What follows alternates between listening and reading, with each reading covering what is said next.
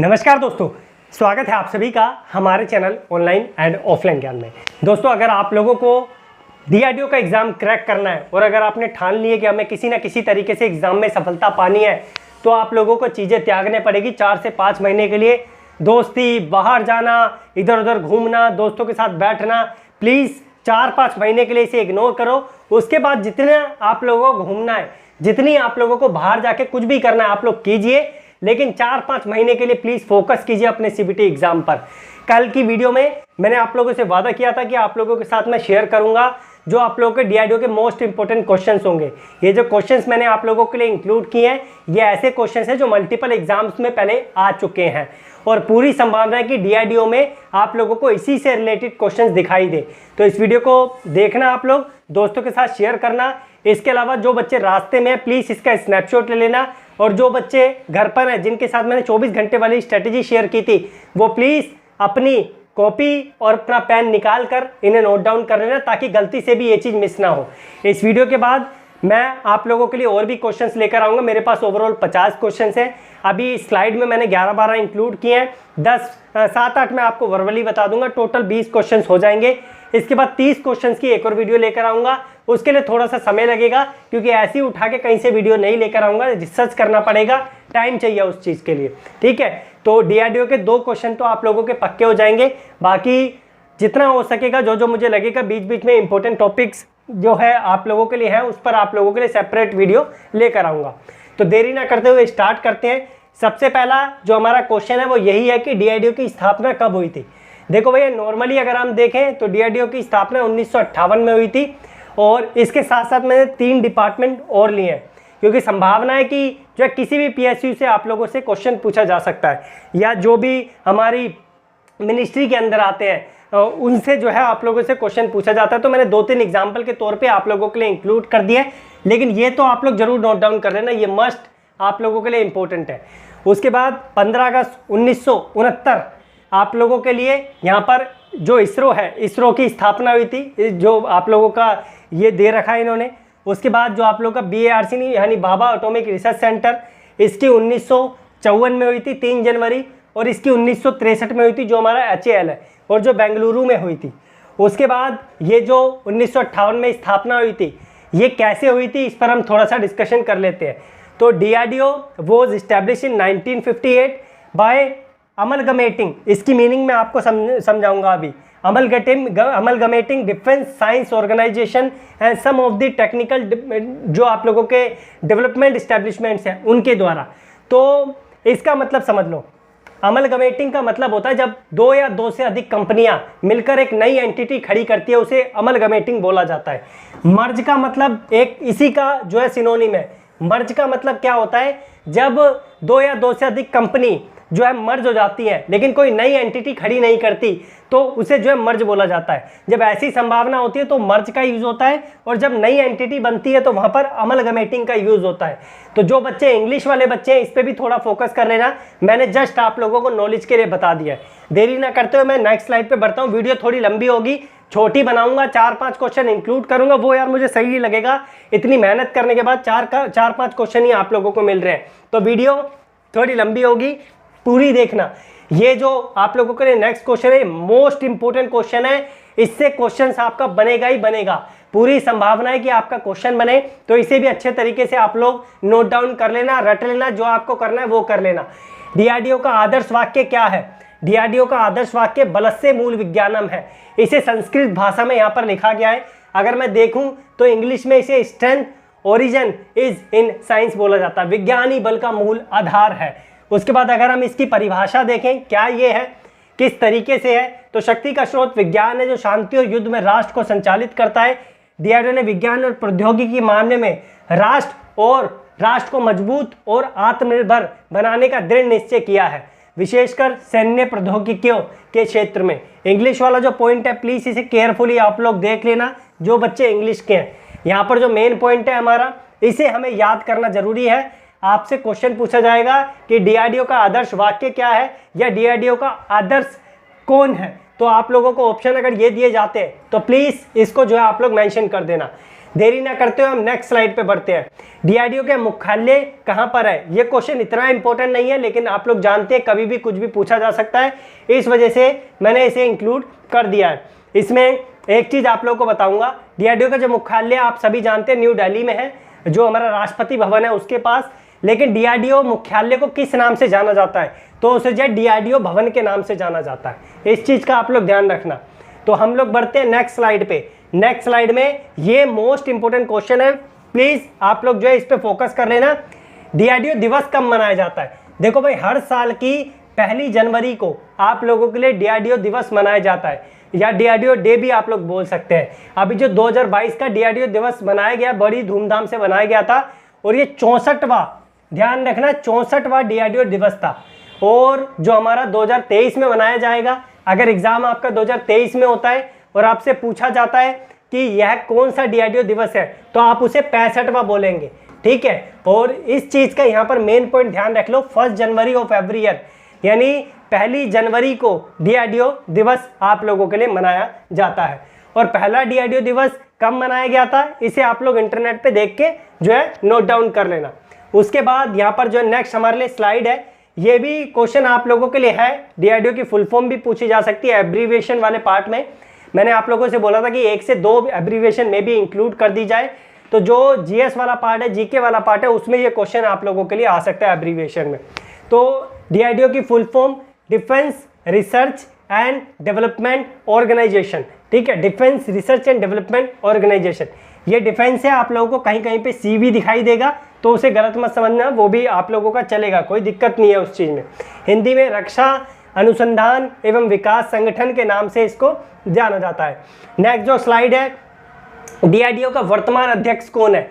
देखो भैया, डीआरडीओ का जो वर्तमान अध्यक्ष है वो डॉक्टर जी सतीश रेड्डी है।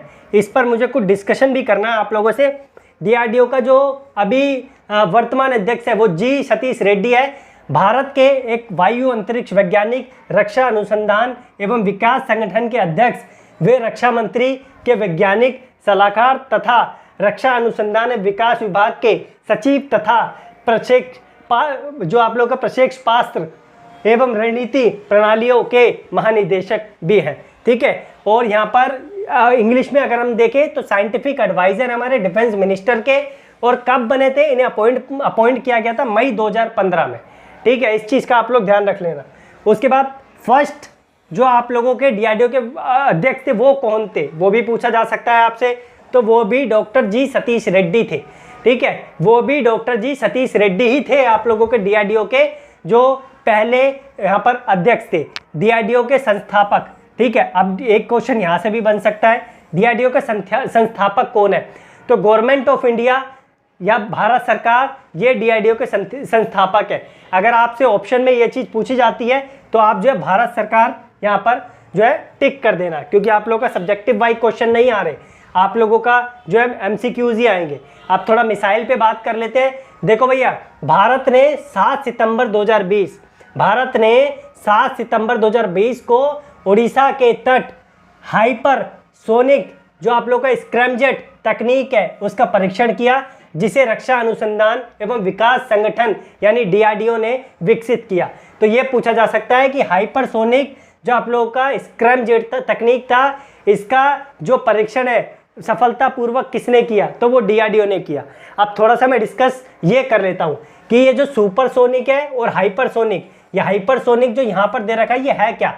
देखो भैया, सुपरसोनिक मतलब होता है कि जो स्पीड होती है ना वो स्पीड थोड़ी कम होती है, लेकिन हाइपरसोनिक मतलब होता है कि सुपरसोनिक में ये माक 1 होता है, ध्वनि की गति से तेज, लेकिन जब हम हाइपरसोनिक में आ जाते हैं तो इसी का ये माक 5 हो जाता है, यानी 5 से 6 गुना स्पीड से आप लोगों का हाइपरसोनिक की रफ्तार होती है। इसी वजह से जो है इसे सुपरसोनिक की जगह हाइपरसोनिक का नाम दिया। ये मैंने आप लोगों को जस्ट नॉलेज के लिए बताया। मेन काम जो आप लोगों का है यहाँ पर ये क्वेश्चन है कि हाइपरसोनिक स्क्रैमजेट तकनीक का परीक्षण किसने किया? तो आप लोग जो है यहाँ पर डीआरडीओ बोलोगे, ठीक है। और कब किया? 7 सितंबर 2020 को किया।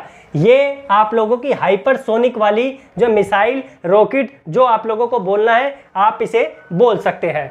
नेक्स्ट जो हमारे पास क्वेश्चन है वो है, ये भी मोस्ट इंपोर्टेंट क्वेश्चन है, तो मैंने इसे आप लोगों के लिए रख लिया है। जो हमारी डीआरडीओ एंटी रेडिएशन मिसाइल है, डीआरडीओ एंटी रेडिएशन मिसाइल, इसे क्या बोलते हैं, कौन सी है? तो रुद्रम 1, ये रुद्रम 1 है, ठीक है, ये दूसरी लैंग्वेज में ये 1 है, रुद्रम, ठीक है, रुद्रम 1, रुद्रम 1 है ये, ठीक है। इसे बोला जाता है डीआरडीओ की जो एंटी रेडिएशन मिसाइल है, इसे रुद्रम 1 के नाम से जाना जाता है।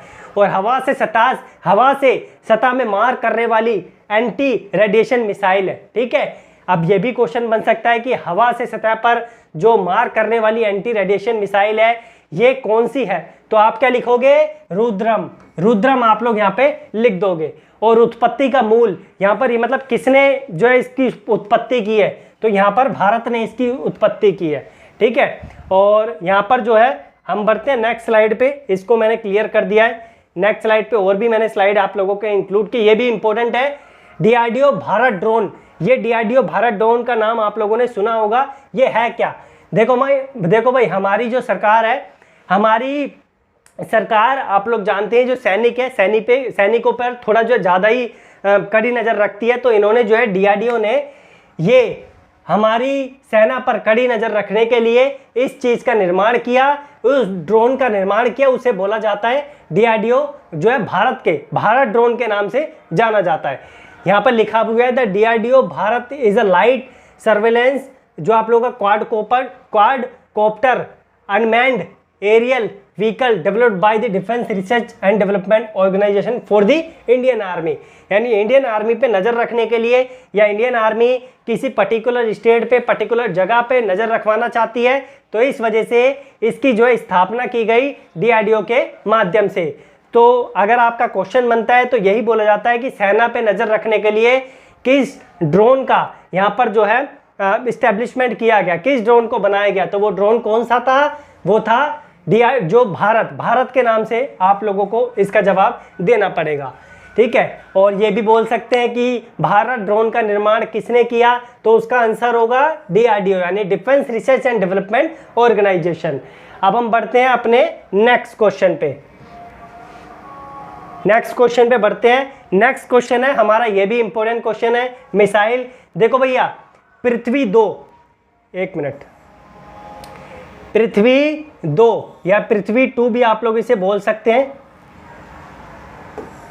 पृथ्वी 2 मिसाइल को रक्षा अनुसंधान व विकास संगठन यानी डीआरडीओ ने स्वदेशी ज्ञान कौशल से विकसित किया है, यानी अपने ही ज्ञान से, किसी की मदद नहीं ली। तो ऐसा क्वेश्चन बन सकता है कि स्वदेशी जो हमारी मिसाइल है, जो डीआरडीओ ने जिसका संगठन किया है, उसका नाम क्या है? तो उसको जो है पृथ्वी 2 के नाम से जाना जाएगा। या ऐसा भी बोल सकते हैं स्वदेशी मिसाइल जिसे जो है डीआरडीओ ने बनाया, डीआरडीओ ने इस्टेब्लिश किया, उसका नाम क्या है?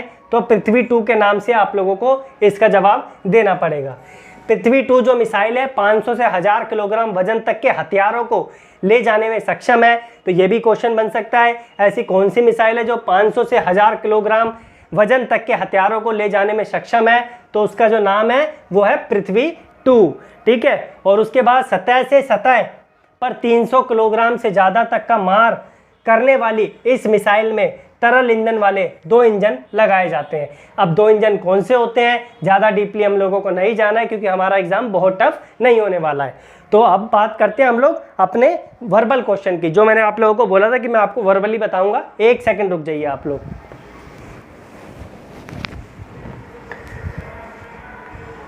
तो हम लोग आ जाते हैं अपने वर्बल क्वेश्चन पे, ताकि इसका भी क्लैरिफिकेशन आप लोगों को अच्छे तरीके से मिल जाए और आप जो है इस पर भी अपना हाथ सेट कर लें और आपको कोई परेशानी ना हो अगर एग्ज़ाम में क्वेश्चन आ जाता है। तो यहाँ पर जो है एक जो क्वेश्चन है हमारे सामने वो है, किसने अल्ट्रा वायलेट जो हम लोगों का डिसइंफेक्शन टावर है विकसित किया था? ध्यान से सुनो, अल्ट्रा वायलेट डिसइंफेक्शन टावर किसने विकसित किया था? तो ये भी डीआरडीओ ने ही विकसित किया था।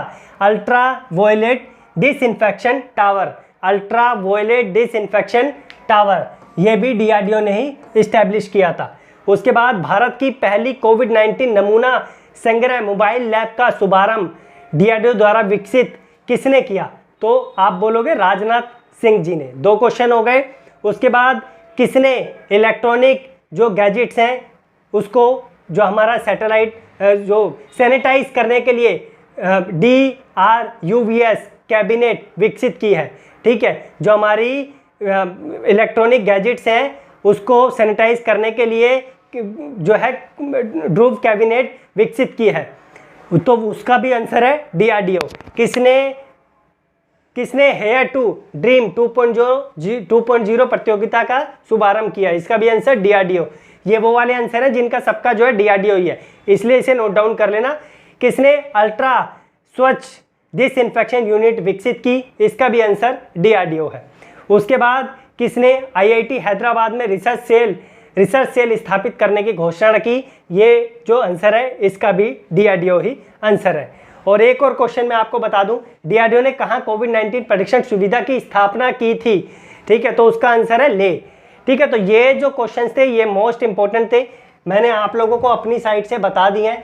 बाकी मैं एक और वीडियो आप लोगों के लिए लेकर आऊँगा जिसमें मैं आपकी बहुत सारे डाउट और क्लियर करूँगा। जो मैंने आपको क्वेश्चंस बताए प्लीज़ आप लोग इसे नोट डाउन कर लेना, because these are very important related to exam में संभावना है कि इसमें से क्वेश्चंस आप लोगों के बनेंगे। कुछ मैंने आपको अभी प्रोवाइड कर दिए, कुछ मैं आप लोगों को नेक्स्ट जो क्लास लेकर आऊँगा, जब भी लेकर आता हूँ तब आप लोगों को जो है क्लियर करूँगा। बाकी धन्यवाद, keep in touch, classes attend करते रहें। डिस्क्रिप्शन में मैं कुछ आपको PDFs भी दे दूँगा, वो भी आप लोग ले लेना, ट्रेड वाइज वाले, उसमें नॉन टेक्निकल भी आप लोगों का इंक्लूड है। ठीक है, तो मैंने कुछ कॉन्सेप्ट क्लियर किए हैं, आगे चल के भी आप लोगों के और कॉन्सेप्ट इसी तरीके से क्लियर होंगे। ठीक है, जुड़े रहिए, सब्सक्राइब करके रखिए, बेल आइकन दबा के रखिए। क्लास कैसी लगी प्लीज़ कमेंट बॉक्स में आप लोग अपना मुझे फीडबैक ज़रूर देना, और मुझे क्या क्या चीज़ें इंक्लूड करने चाहिए वो भी मुझे ज़रूर बताना। धन्यवाद।